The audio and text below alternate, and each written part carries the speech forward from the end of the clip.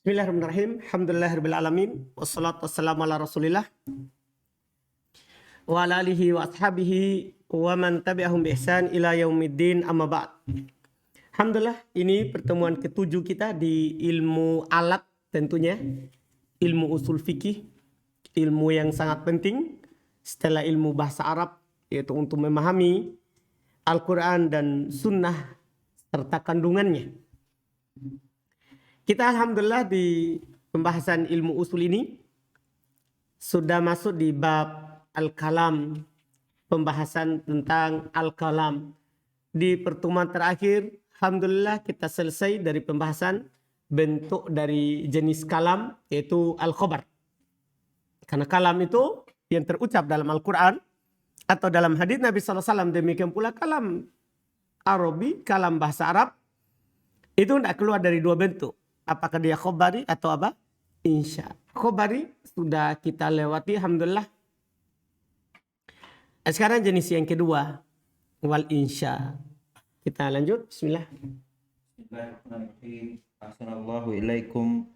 Qala Syekh Al-Allamah Muhammad bin Shalih Al-Utsaimin rahimahullahu taala, at-tani wal insya ma la yumkinu ay yusafa bis-sidqi wal kadhib wa minhu al-amru wan nahyu ka qoulihi ta'ala wa'budullaha wa la tusyriku bihi syai'a.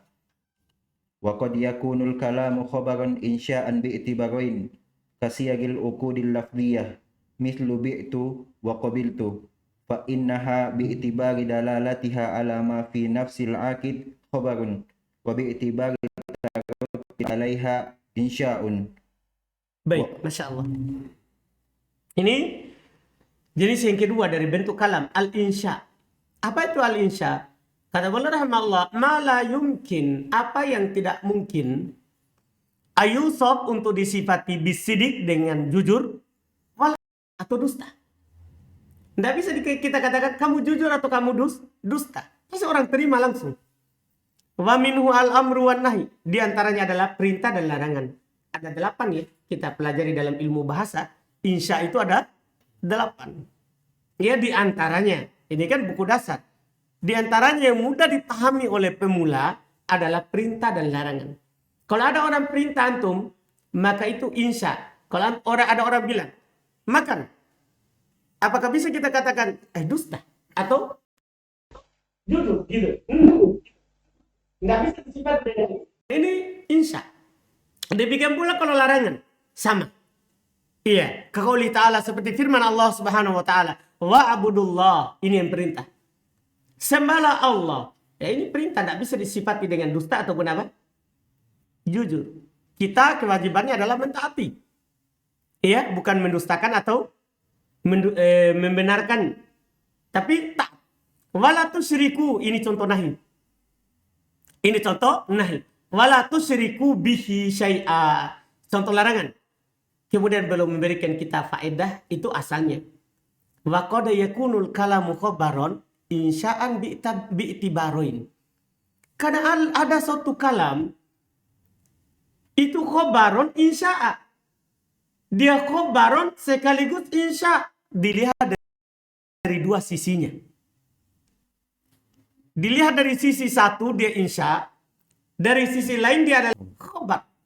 Lihat contoh nyatanya. Ini bentuk perhatian sekali ya. Karena ini di luar daripada 8 yang kita pelajari. Kan 8 insya yang kita pelajari. Itu kan jelas kalau itu. Adanya perintah, adanya larangan, adanya pertanyaan. Adanya doa, adanya harapan, adanya art. Meminta dengan halus. Ya, tahdid, meminta dengan penuh desakan. Ya kan? Itu ke semua tolak. Itu ke semua jelas. Jelas. Tapi kadang dalam lafaz itu ada kalimat dia antum lihat bentuknya khobaron karena tidak ada dari 8 itu. Tapi ternyata maknanya insya. Maknanya apa? Insya. Seperti apa misalnya? Paling banyak ini dicontohkan. Kasiyagil uqud. Seperti bentuk-bentuk akad. Ada orang akad seperti bi'tu, saya jual, wa qabiltu, saya terima jualnya. Kalau antum melihat ini kata bi'tu, apakah perintah? Kan ini bil amr. bentuknya penghabaran, saya beli. Seperti dia yang terima bilang, saya terima. Ini kan kalau kita lihat lafadznya, tidak ada dari tolab yang 8. Betul nggak? Dia tidak ada istifham. Apalagi yang tadi, tidak ada amar, tidak ada nahi. Tidak ada istifham. Ya kan? Tidak ada tamanni, tidak ada taroji. Tidak ada art, tidak ada tahdid. Tidak ada semuanya.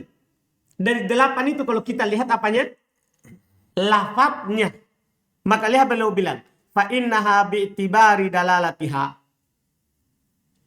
ala ma fi nafsil akidi. Sungguh kalau dilihat dari penunjukannya atas apa yang ada pada diri si yang melakukan akad. Iya, ini si penjual bilang, saya jual. Si pembeli bilang apa? Saya terima. Kalau antum lihat pada dirinya itu, apa dia? Khobar. Kan dia cuma mengabarkan. Saya jual, si penjualnya bilang. Si pembeli bilang, saya terima. Ini bentuknya apa? Dia kan kabarkan. Ini barang saya jual. Yang membeli bilang, ini barang saya terima. Jadi kalau dilihat dari orangnya, bentuk akadnya, ini adalah apa? Khobar. Tapi antum lihat lagi setelahnya. Buahnya, hasilnya. Wa bi'tibari tarattu bil akdi alaiha. Kalau kita melihat apa yang diikutkan setelah akad atasnya, maka insya. Karena ketika orang bilang saya jual, kemudian yang membeli dia bilang saya terima, berarti kan pindah milik. Pindah apa? Milik. Mengharuskan ini tadi yang menjual, tidak boleh lagi itu jual itu barang. Karena la tabi ma la tamlik.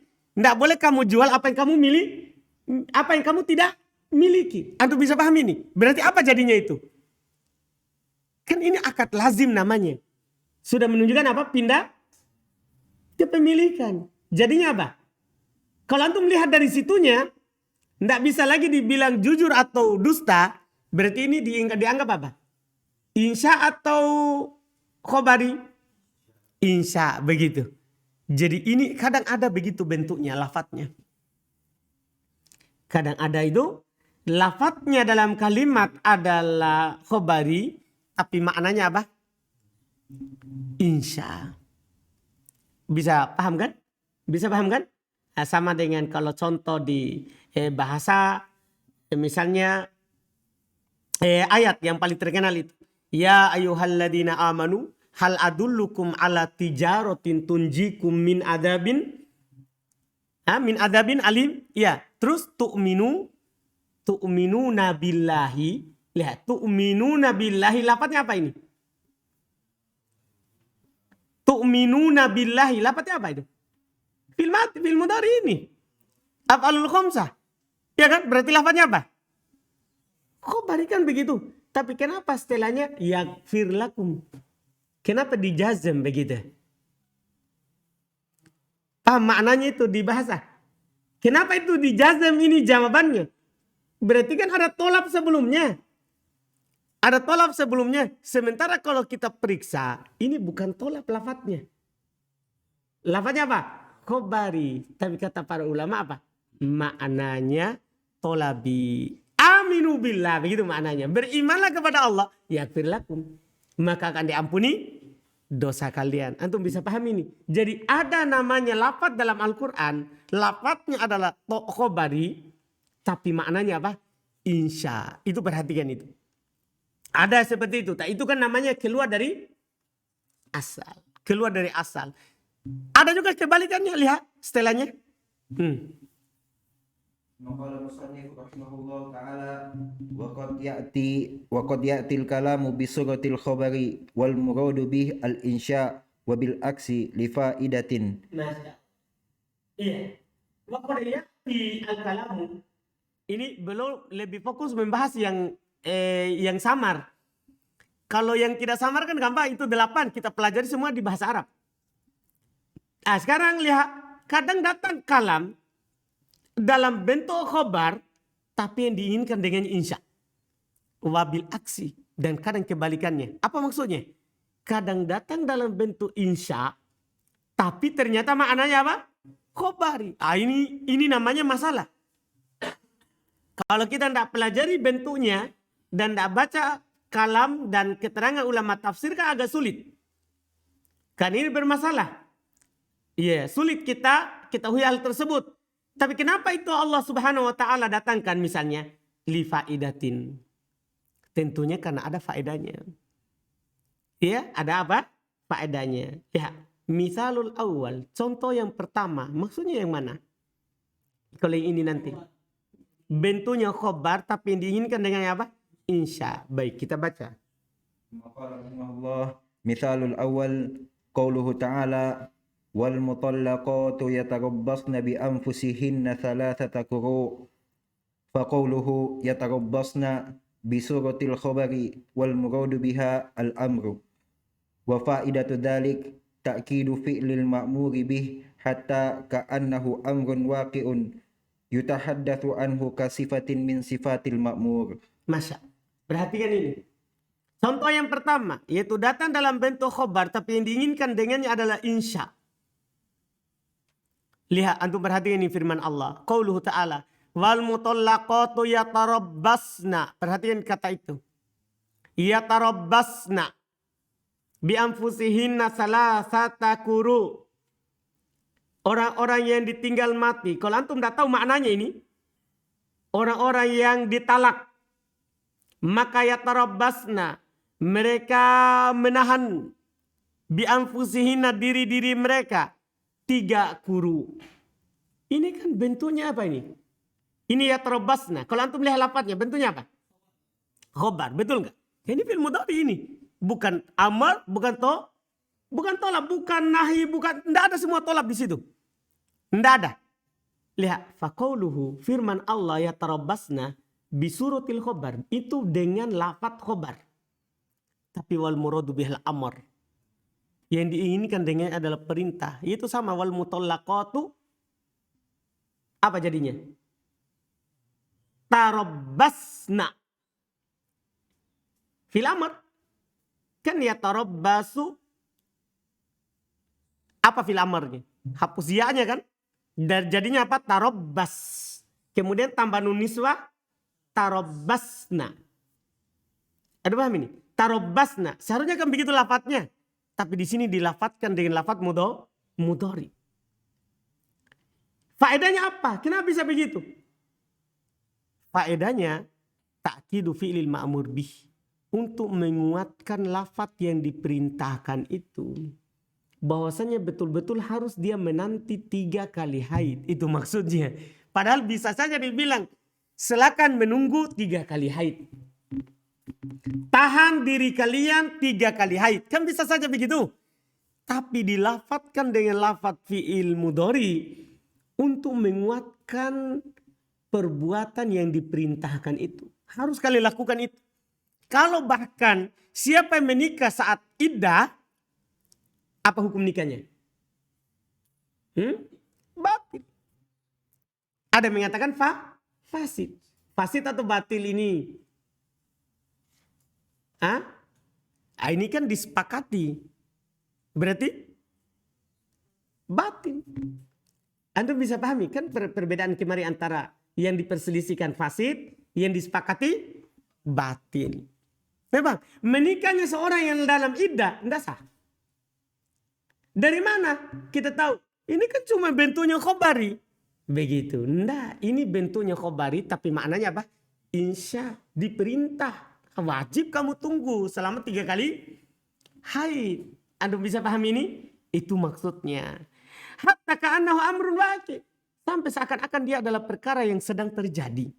Padahal namanya amar. Kan amar itu kan setelah diperintah baru terjadi. Dilapatkan dengan mudhari kenapa? Lil hal. Paham? Karena fi'il mudhari itu maknanya apa? Hal. Seakan-akan itu sedang terjadi. Jangan, harus kamu menunggu. Sekarang ini. Anda paham ini? Maksudnya saat kamu masih dalam masa iddah, harus kamu menunggu. Tidak boleh kamu lewati. Anda paham kan? Seakan-akan terjadi sekarang. Yutahaddat an. Diceritakan tentangnya. Kasifati min sifatil ma'mur. Seperti sifat dari sifat yang diperintahkan. Seperti sifat dari sifat-sifat yang diperintahkan. Ini hati-hati. Memang datangnya dalam bentuk atol khobar. Tapi maknanya apa? insya. Maqala musannif rahimahullahu ta'ala wa mithalul aksi qawluhu ta'ala wa qala alladhina kafaru lilladhina amanu ittabi'u sabilana wal nahmil khotoyakum faqawluhu wal nahmil bisuratil amr wal muradu biha al khabar ay wa nahnu nahmil wa faidatu dalik tanzilu syai'il mukhbari anhu manzilatal mafrudil mulzami bih. Masya. Mithalul aks, contoh yang sebaliknya, yaitu datang dalam bentuk amar dan tak datang dalam bentuk insya, sebagai umum, datang dalam bentuk insya, tapi yang diinginkan dengannya adalah apa? Khobar. Lihat, qauluhu ta'ala, firman Allah Ta'ala, wa qala alladhina kafaru lilladhina amanu. Berkata orang-orang kafir terhadap orang-orang yang beriman, ittabi'u sabilana, ikuti jalan kami. Orang kafir bilang ke orang beriman, ikuti kami. Wal nahmil khotoyakum. Lihat kilafatnya. Kalau antum tidak tahu maknanya ini, kita akan terjemahkan, dan hendaklah kami memikul dosa-dosa kalian. Ya kan? Kan begitu maknanya. Karena lam di sini adalah lamul amr. Karena menjazam fil mudhari. Kan lamul amr kan ala penjazam. Ya kan? Ala penjazam. Lam, lamma, alam, alamma. Lamul amr. Kan begitu. Lamul amr. Ini termasuk perintah. Wal nahmil. Maka dijazm. Faqawlu wal nahmil bisuratil amr. Antum tahu kenapa bisuratil amr? Jangan sampai dibilang bukan fil amr. Nah, bisuratil amr maksudnya karena ada lamul amr. Karena ada lamul amr. Itu dibilang bisuratil amr. Bukan karena bentuk fil amr. Tapi lamul amr. Wal muradu bihal khobar. Tapi yang diinginkan dengannya adalah al-khobar. Karena orang kafir di sini bukan perintahkan dirinya untuk memikul dosa orang yang beriman kalau dia ikut dia. Tapi dia beritakan, kami yang akan menanggung dosa kalian. Paham kan? Bukan, dan hendaklah kami. Kan begitu kalau lama-lama. Dan hendaklah kami menanggung dosa kalian. Bukan maknanya di sini. Orang-orang kafir berkata kepada orang beriman, ikuti jalan kami dan kami akan menanggung dosa kalian. Anda bisa paham ini? Dan kami akan menanggung dosa kalian. Ay nahnu nahmil, kami akan menanggung. Faedahnya apa? Kenapa datang dalam bentuk amr, bentuk insya, sementara khobar yang diinginkan? Faedahnya adalah tanzilus syai'al mukhbar anhu. Mendudukkan sesuatu yang diberitakan tentangnya itu manzilatil mafrud. Seperti kedudukan yang diharuskan. Ya keharusannya begitu. Kalau dia ikut ajakan kepada dosa, ya dia akan menanggung apa? Dosanya, iya kan? Apa hadisnya? Man da'a ila dolalah. Iya kan? Kana lahu minal wizr mitl auzari man fa'alah min ghairi ayyan kusomin auzarihim syai'a. Siapa yang mengajak kepada kesesatan, maka baginya dosa orang yang diajak tanpa mengurangi dosa orang itu. Antum bisa pahami kan? Ya. Dia lafadzkan dengan lafadz amar. Allah lafadzkan ini, bukan orang kafir. Allah lafadzkan bentuk ucapan mereka dengan lafadz amar menunjukkan apa? Al-mafrud. Ya harus pasti begitu. Anda paham faedahnya? Ya kalau kamu mengajak kepada kesesatan, ya kamu akan tanggung dosanya. Ya, walaupun mereka tidak bilang apa? Kami akan menanggung dosa kalian. Walaupun mereka tidak bilang. Tapi mafrud. Ya pasti diwajibkan begitu. Al-mulzam bih, yang diharuskan dengannya. Siapa yang mengajak kepada dosa, ya akan menanggung dosanya. Anda bisa pahami? Makanya dilafatkan dengan lafaz amar. Padahal yang diinginkan adalah apa? Khobar. Siapa yang mengajak kepada kesesatan ya akan menanggung. Alhamdulillah. Ini bentuknya. Kemudian berikutnya lagi jenis kalam. Maqala rahimahullahu ta'ala al-haqiqatu wal majaz wa yanqasimul kalamu min haithul isti'malu ila haqiqatin wa majazin. Ini dari sisi penggunaan. Haqiqah al-haqiqah wal majaz. Pembicaraan tentang hakikat dan majaz. Ini sebenarnya pembahasan majaz dan hakikat ya ada perselisihan yang panjang, tapi kita akan dapatkan di kitab atas, tidak cocok di kitab dasar untuk dijelaskan. Iya, yaitu terkait dengan pembicaraan apakah ada majas dalam Al-Quran atau tidak. Iya, ada dua pendapat. Ada yang mengatakan tidak ada majas sama sekali. Ini seperti Ibnul Qayyim, demikian pula Ibnu Taimiyah, tidak ada majas dalam Al-Quran. Ada juga yang mengatakan enggak ada, dia bilang ada majas dalam Al-Quran. Ya, ada majas dalam Al-Quran. Ini juga dikuatkan oleh ulama juga. Banyak yang mengatakan hal tersebut. Ya, karena ada dalilnya yang mereka pakai. Misalnya firman Allah was'al al-qaryah. Tanyalah Korea. Ya, Korea enggak bisa ditanya. Korea itu kan bangunan. Ya kan? Tanya kota. Ini ditanya apa? Anda paham kan? Iya, enggak bisa. Pasti ini majas. Maksudnya adalah apa? Tanya penduduk kota. Berarti ada majas dalam Al-Quran. Jadi begitu. Iya, yang benarnya adalah yang pertengahan. Karena sebenarnya mengingkari itu. Ibnul Qayyim dan Ibnu Taimiyah sebelumnya mengingkari majas. Karena mereka membantah ahli kalam. Karena ahli kalam dari kalangan Mu'tazilah dan semisalnya. Mereka berbicara tentang majas untuk menolak sifat-sifat Allah. Kalau ada sifat Allah bilang ini majas bukan hakikat.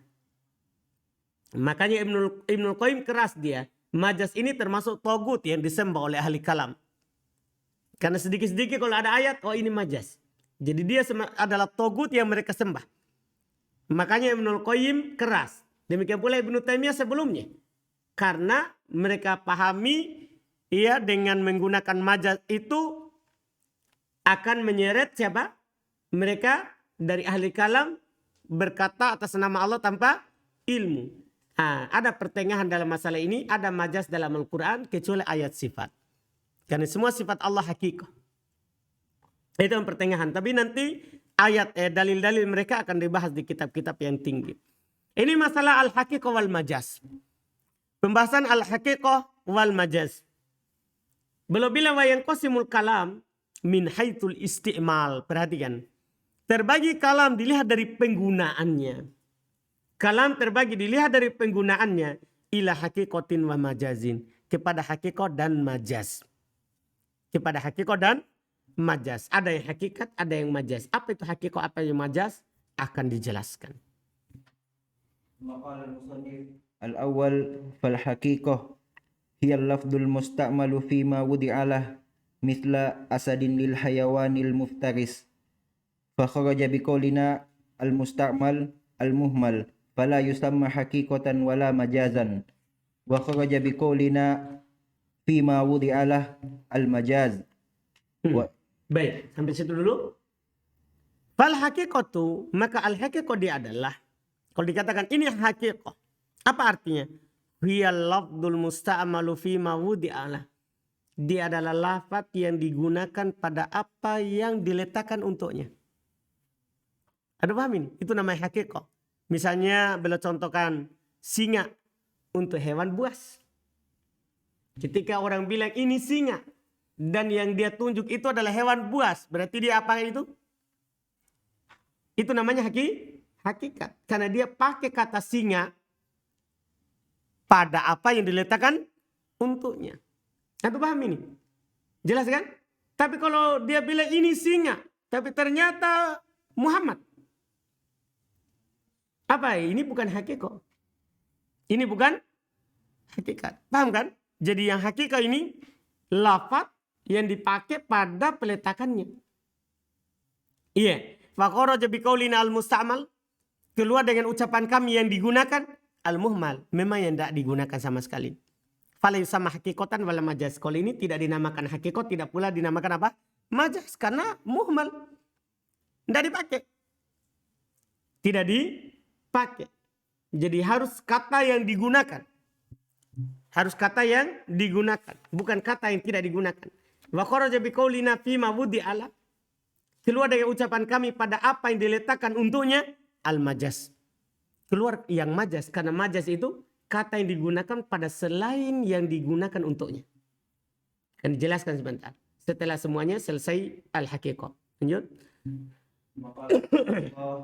wa tanqasimul haqiqatu ila thalathati aqsam lugawiyatin wa syar'iyyah wa urfiyah. Baik, ini penting sekali. Al-haqiqah itu terbagi ke 3 bagian.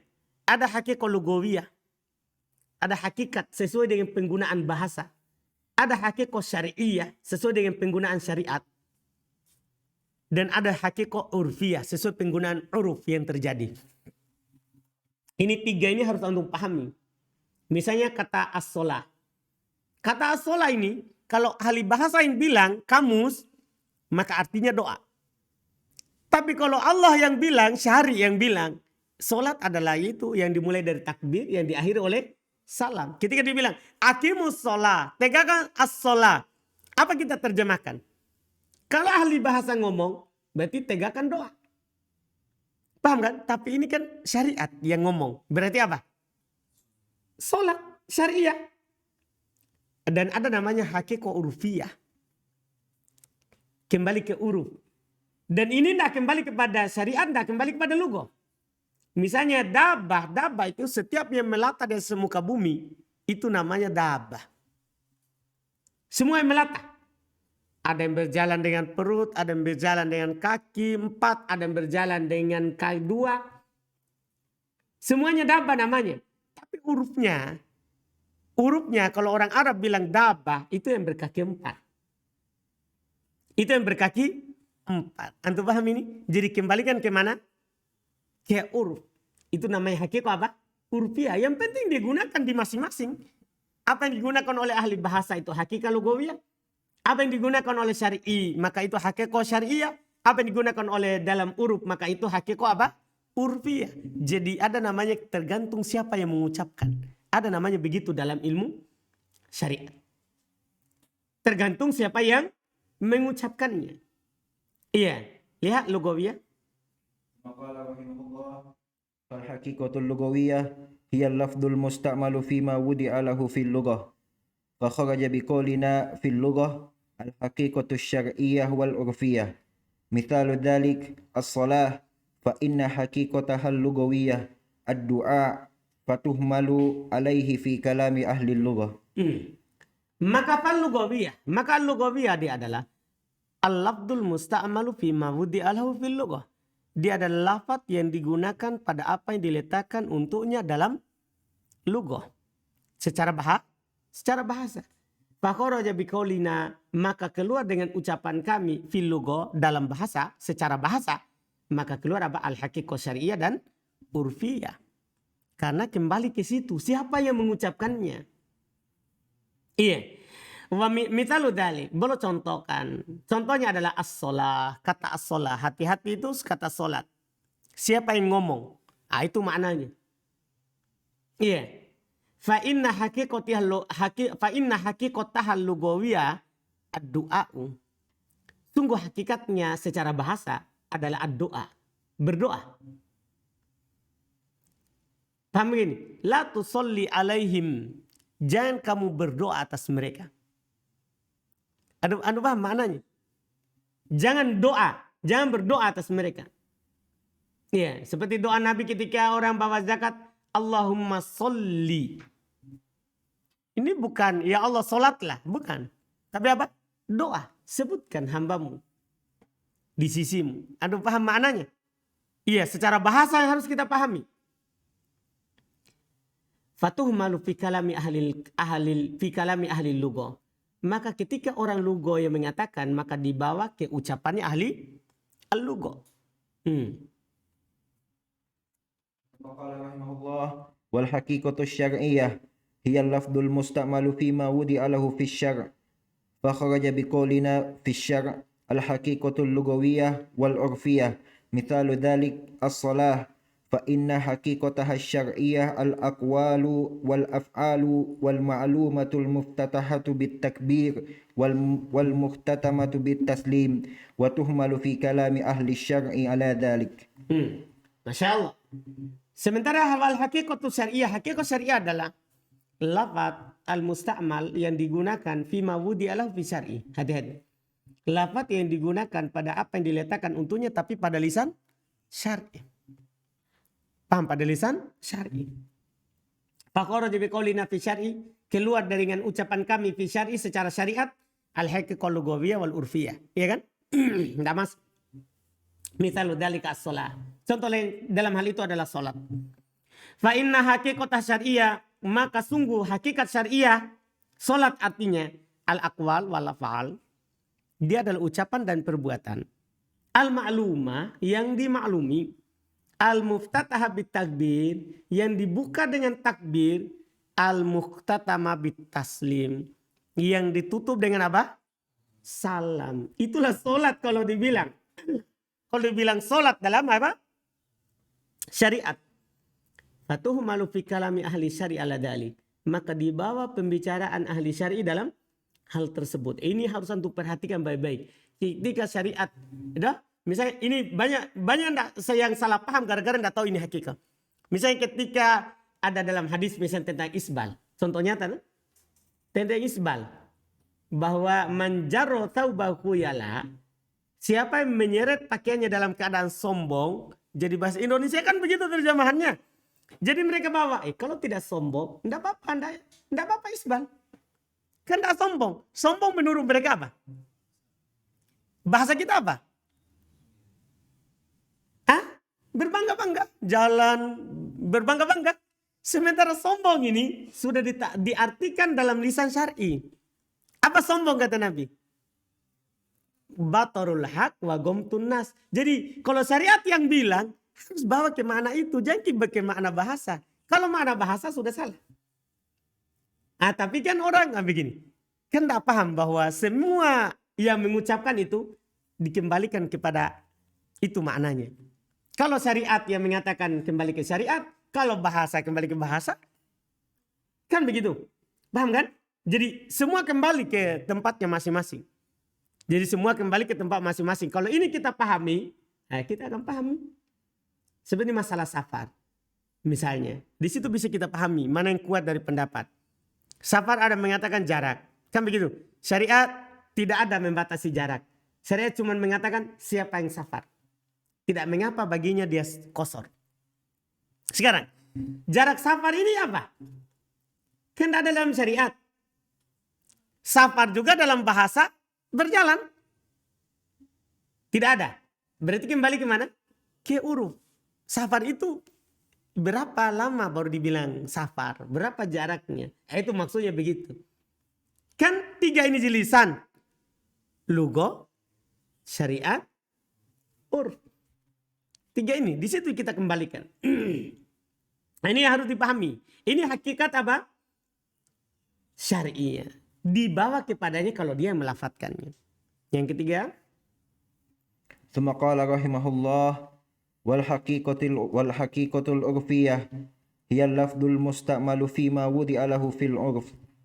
Fa kharaja biqaulina fil urf al-haqiqatul lughawiyah wasyar'iyyah. Misalu dzalik ad-dabbah fa inna haqiqataha al-urfiyah dzatul arba'i minal hayawan fatuhmalu alaihi fi kalami ahli al-urf. Ya, hati-hati. Ini Masya Allah. Dengan ini antum tidak berdebat lagi. Karena tergantung siapa yang bilang. Ya, belum sampai. Ini sekarang hakikat urfiyah. Apa itu hakikat urfiyah? Dia adalah lafaz yang digunakan pada apa yang diletakkan untuknya tapi di uruf. Uruf pakainya untuk apa ini kalau ini lafaz? Keluar dengan ucapan kami secara uruf, hakikat lughawiyah dan syariah. Contoh, dabbah. Hakikatnya secara urfiyah, datul arba. Dia kaki 4. Ia memiliki kaki 4 namanya dalam uruf, itu apa? Dabbah bahasa Arabnya. Semua kaki 4. Minal hayawan dari hewan. Fatuhmalu alaihi fi kalami ahli al-urf. Tadi saya naik dabbah. Jangan langsung bilang, naik ular kapang. Karena dabbah juga kenapa? Kan secara bahasa, ular itu juga apa? Dabbah. Hendak begitu. Langsung dipahami. Oh, naik kaki 4. Anda paham kan? Kan ini yang berbicara siapa? Uruf. Yang berbicara apa? Uruf. Jadi tergantung. Ada faedah. Terus faedahnya penutup. Maqala rahimahullah Wa faidatu ma'rifati taqsimil haqiqati ila thalathati aqsamin. An nahmila kulla lafdin ala ma'nahu al-haqiqi fi mawdi'il istimalihi. Fi maudi istimalihi. Fi mawdi'i istimalihi. Fayuhmalu fi istimali ahli al-lughah ala al-haqiqati al-lughawiyah. Wa fi istimali syar'i ala al-haqiqati syar'iyyah. Wa fi istimali ahli al-urfi ala haqiqati al-urfiyah. Masya Allah. Faedah mengenal, mengetahui pembagian hakikat kepada 3 jenis ini, yaitu kita membawa setiap lafaz kepada maknanya secara hakiki, ya kan? Tapi pada tempat penggunaannya masing-masing. Jadi kita tidak bingung ketika ada yang membahasakannya. Siapa yang menjelaskan kata itu? Maka dibawa ke penggunaan ahli bahasa, ya ke ahli bahasa. Ke hakikat lugawiyah. Dalam penggunaan syariat dibawa ke hakikat syariah. Dalam penggunaan ahli uruf dibawa ke hakikat apa? Urfiyah. Dibawa ke situ. Ini faedah mengetahui ini. Jadi ketika nanti terjadi sesuatu penjelasan, kembali ke situ. Kembali ke situ. Misalnya ada perselisihan sedikit terkait dengan wudu. Ya kan? Terkait dengan wudu dari makan daging unta. Kan Nabi ditanya tentang hukum makan daging unta. Apakah wajib wudu? Kata Nabi, tawaddu an luhumil ibil. Berwudulah dari daging unta. Sekarang ini wudu itu ada 2 maknanya. Ada lugawiyah, ada syariah. Lugawiyah, al-wudu maknanya an-nadhafah. Berbersih. Jadi kalau antum habis makan, cuci tangan, itu namanya wudu. Tapi secara bahasa. Tapi secara syar'i, wudu itu mencuci anggota wudu yang dicuci dan mengusap yang diusap. Ya sekarang, tawaddu'u min luhumil ibil. Dalam pendapat Abu Hanifah, maksudnya cuci tangan saja. Tidak wajib wudu makan daging unta. Tidak wajib wudu. Kenapa? Kan disuruh berwudu nih.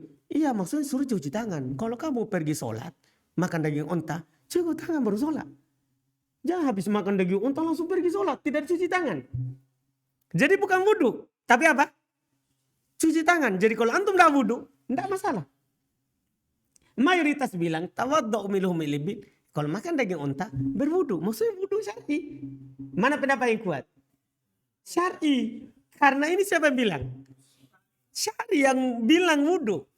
Nah, begitu maksudnya. Jadi kalau ada perselisihan begini, ini yang mengucapkan siapa? Baru dia di situ baru nanti kenapa bisa kita kuatkan ini? Nah, begitu nanti. Jadi dengan belajar usul kita bisa menguatkan ini pendapat yang kuat, ini yang enggak. Tentunya berdasarkan dalil yang kita tahu. Begitu maksudnya. Karena jadi selalu kita baca, lihat dalilnya. Sisi pendalilannya dari mana, apa yang dipakai. Antum bisa pahami kan? Nah, ini namanya alat untuk memahami dalil. Alat untuk memahami dalil. Alhamdulillah kita cukupkan besok. Karena majas itu lebih panjang lagi sedikit. Ya kita akhirkan besok. Kita cukupkan dulu. Subhanakallahumma hamdik. Asyhadu an la ilaha illa anta astaghfiruka wa atubu ilaik.